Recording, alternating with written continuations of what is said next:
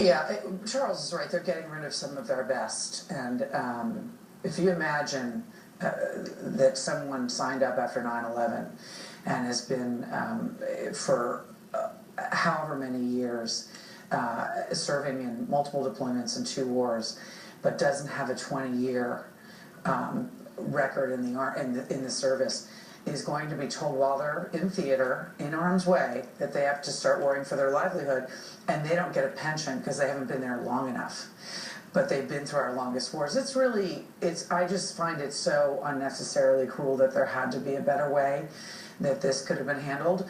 You can make the argument that this affects readiness and that we're depleting the most important part of our military, but just for this one thing about cutting down on jobs, I just can't imagine it had to be handled this way. Steve, this shocked a lot of people we talked to today, just hearing that these pink slips were going out while they're deployed in an environment where the government can't fire IRS officials, they can't fire anybody at the State Department responsible for Benghazi, they can't fire anybody, it seems, and yet the people they can fire are the people who are deployed in war zones. The people who put themselves in harm's way to protect the rest of us. Yeah, no, the double standard is extraordinary, but they don't have the kind of civil service protections that unions fought so hard to create for other federal workers.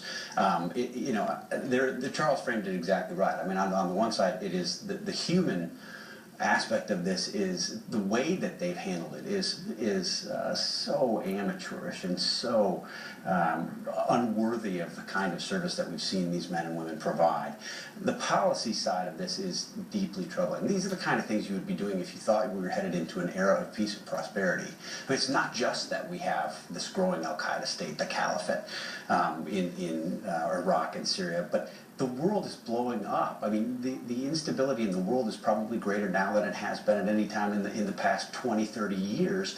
And these are the people who have experience doing precisely the kinds of things that we're going to have to do as a country, I think, inevitably, in the decades to come because of the failures of this administration. We are now talking about reducing our military presence not only abroad, but our military here at home at a time when the world is likely to need us more than they have any time in recent memory.